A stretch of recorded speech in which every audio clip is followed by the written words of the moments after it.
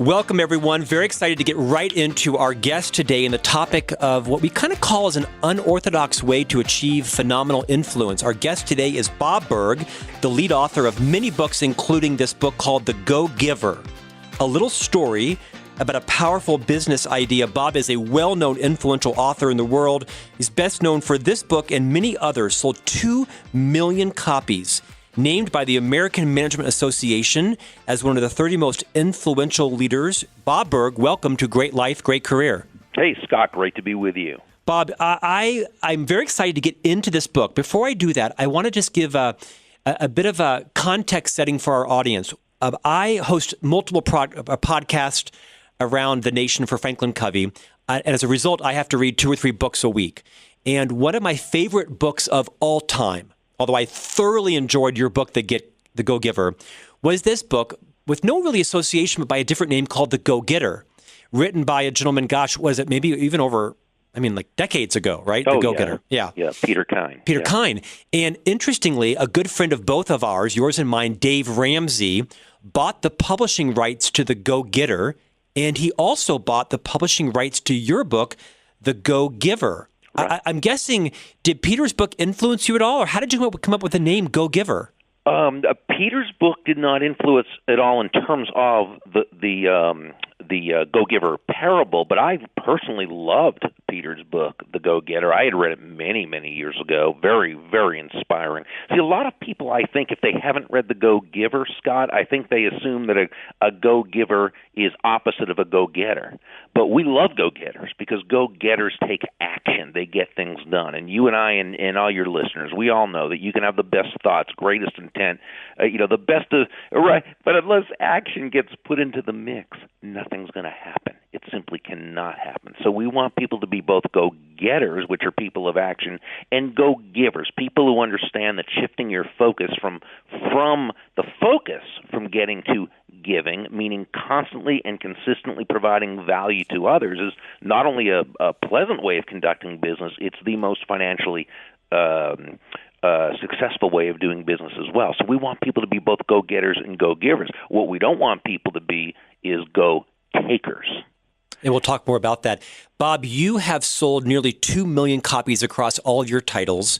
You are in an interesting authorship pantheon. There's a series of what I might call business books, although your books are much more broader than just a business context, with parable writers, people like Patrick Lencioni, Ken Blanchard, Spencer Johnson, and you are right there with them in terms of this interesting genre of putting life principles into context for us, not in fiction so much or nonfiction, but what I would call this sort of parable genre, which I guess is fiction. Why did you choose a parable, if you want to call it that, what I call it that, for The Go-Giver? Yeah, it's such a great question. Years ago, my first big book was called Endless Referrals, Network Your Everyday Contacts into Sales, and that was a how-to book for entrepreneurs and salespeople who knew they had a great product or a great service. They knew they brought fantastic value to others, but they didn't feel comfortable in the business, cultivating business, part of the business, if you will, and going out and getting new business and obtaining referrals. So that book was based on a premise that I've always used, and that is that all things being equal, people will do business with and refer business to those people they know, like, and trust. But it was a how-to book, and again, we've had good success with it. I'm very grateful. But throughout the years, I'd read lots and lots of parables and just loved them, and always thought, stories. There's an old saying, and it's like many great sayings. It's kind of true, but it's not complete. And the saying is, facts tell, stories sell. Now, it's kind of complete, but not totally. Really what it is, I think, is that facts tell and stories connect. Mm-hmm. And once you connect on a heart-to-heart level, now you can communicate your message in a way that people will be much more likely to accept it. And, we really thought that with all the great parables out there, what if we could take the idea of endless referrals and kind of really work the whole philosophy, really put it into a philosophical structure. and that's really what we do. So what is it about most people who are able to cultivate those know, like, and trust relationships quickly, but also sustainably? And we said, well, they're always giving. They're giving value to others. That's their focus. They're go-getters, but they are also go-givers. And so that's where we came up with the Go-Giver title. Our guest today is Bob Burg, the lead author and co-author of the book, The Go-Giver, national bestseller. I want to get right into this book. So Bob, one of the types of authors you remind me of is Seth Godin, also a good friend of mine, where he writes these books like you do, although his aren't parables. He writes books that are really just full of these amazing nuggets. You got to kind of like put the book down for a couple of minutes to absorb it and think about what you've written and how do I apply that and how do I immediately apply it. I found myself literally, it took me several days to read your book, even though the book can be read in about 90 minutes. I read it over several days because every 4 or 5 pages, I would put the book down and go implement one of the laws or the values because I found them so inspiring. Give us a quick overview without, giving away the book. Tell people kind of what this premise is and why the book's done so well. Sure, and I do want to make sure to really credit my co-author John David Mann because my name's first on it because my last name begins with a B. How gracious of you! This guy's a storyteller. I mean, you could probably tell just from speaking with me. I'm a how-to guy. Well, he's also more handsome. I see his photo on the book cover, so we'll give him a shout out there. And he's a great storyteller. I'm a how-to guy. He's a great storyteller, and we kind of put that together. I get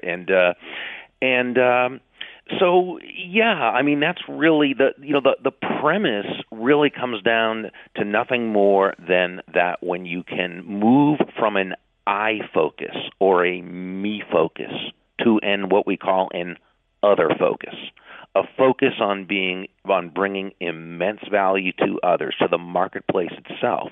That's when your business is really going to be sustainably successful. I'll often, when I speak at a sales conference, the first thing I'll say is that nobody is going to buy from you because you have a quota to meet. Right? They're not going to buy from you because you need the money, and they're not going to buy from you because you're a really nice person. They're going to buy from you ultimately only because they believe they will be better off by doing so than by not doing so. And in a free market-based economy in which we live, and when I say free market, I simply mean no one is forced to do business with anyone else. And most of us, that's how we have to operate our business. People don't have to buy from us.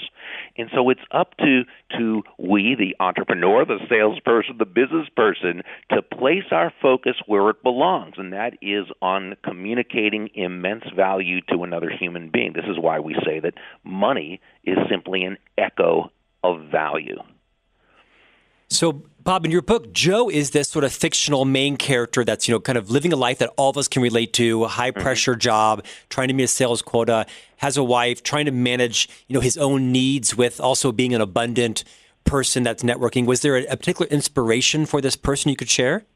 Yeah, I think all of us. I think at one time or another, we're all Joe or Josephine. It's true, yeah. And, the average person who just kind of has potential and, has had some relative success, but is not accomplishing near what they could. And it tends to be, because remember, at the beginning of the story, Gus, one of the, who turns out to be a key player, Gus says to him that, you're a real go-getter, Joe. And Joe says, thanks. And Gus says, well, don't thank me yet.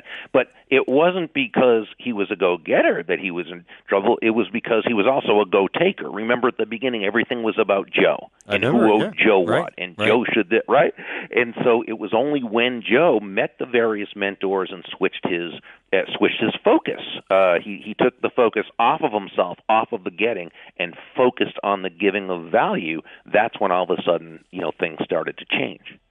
I think the story about the restaurant owner is so insightful. I don't want to give it away because I want people to enjoy and buy copies of The Go-Giver. What a great book to give to your children or in high school. I have 3 young boys that I mention often, 4, 7, and 9. And this is a little bit early for them, but in the next year or 2, we're going to sit down and have a Go-Giver reading session because the life principles are so great. In this story, you share, Bob, what you call the 5 laws of stratospheric success. I love the name. If you don't mind, I want to take the next 5 minutes and just spend a minute on each of the 5. First, you weave these values, these laws into the parable. The first is the law of value. Take a moment and riff on the law of value. Sure. This says your true worth in the business sense, of course. Your true worth is determined by how much more you give in value than you take in payment. Now, this sounds counterintuitive at first, right? Like you're losing money, and of course that's not what it's about at all. It's understanding the difference between price and value. It's understanding that price is a dollar amount, it's a dollar figure, but value is the relative worth or desirability of a thing, of something, to the end user or beholder. In other words, what is it about this thing, this product, service, concept, idea that brings so much worth to someone that they will willingly exchange their money and feel great about it while you make a very healthy profit? And so the question becomes, and especially in a world of commoditization where so many products and services are the same, how do you separate yourself from your competition? How do you take price out of the issue and be that particular person who your customers want to do business with and refer you to? Bob, you have decades of sales success. You're a published author around the topic of sales, influence, and success, a renowned keynote speaker. As we have thousands and thousands of sales leaders and sales professionals listening to this interview right now, how do you dispel the myth that no, people really are concerned about price and about attributes and features and benefits? Any advice you would give the sales professional that's trying to differentiate themselves in a market that might have what you might call a sea of sameness with their competition? Well, and most businesses now do have a sea of sameness, and so you've got to be. See, if you like everybody else in your marketplace, then what's going to if a potential customer or client cannot distinguish between any 2 or more products or services or salespeople, what have you, it's always going to come down to who has the lowest price. And unless your last name is Walmart, or maybe Amazon.com, trying to make low price your unique selling proposition, right, is not a healthy way to do business. It's not effective, it's not profitable, and it's not sustainable. It's also not fun. And so you've got to be able to separate yourself. Well, how? There are probably hundreds of ways to communicate that additional value that you yourself bring to the table, but they tend to come down to 5, Scott, what we call elements of value. And those elements of value are excellence, consistency, attention, empathy, and appreciation. And to the degree that you can communicate one or more, hopefully all 5 of those elements of value at every single touch point with this person, from when you first meet them and make the initial connection, to the follow-up, to the follow-through, to the presentation, to the referrals, throughout the whole thing, that's when you distinguish yourself. That's when you take your competition and you take price out of the equation. Bob, you fundamentally believe still in 2019, 2020 and beyond that people do business with and refer people to those who they know, like, and trust. You stand by that and believe that to be a principle in life. Yes, and I do. And the first part of that's important too, because it's all things being equal or close enough to equal. Because let's face it, if things are so unequal, then no, but no, anywhere close enough to being equal, absolutely. It's the relationship, it's that personal connection that is going to be the difference maker. We're talking today with Bob Burg, the co-author of the book, The Go-Giver, and we're reviewing throughout this parable that you have to read and listen to with your family and your team members. We're talking about the 5 laws of stratospheric success. The first is the law of value. The second law, Bob, is the law of compensation. Talk about that. Yeah, this says your income is determined by how many people you serve and how well you serve them. Now, this was a point in the book that I set it down, and I just had to absorb it about scale and influence. Me as an author and a podcaster, how can I grow my audience in a way that allows me to, help them, but also receive some benefit back? You hit it right on the head. See, where law number 1 says to give more in value than you take in payment, which is great, law number 2 says the more people whose lives you touch with the exceptional value you provide, the more money with which you will be rewarded. So as Nicole, the CEO in the story, told Joe, the protege, law number 1 represents your potential income. But it's law number 2, the number of lives you impact with that exceptional value, that equals your actual income. To all of our listeners, I have no credit when it comes to recommending TV programs, movies, or restaurants, but I'm quite credible when it comes to recommending books, and I highly recommend today you go to Amazon or your local independent bookstore or wherever and pick up a copy of The Go-Giver. We're going to come back and finish off the 3 laws of stratospheric success, talk a little bit more about some of the lessons learned in The Go-Giver. You're listening to Scott Miller on Great Life, Great Career. We'll be right back with more from Bob Burg.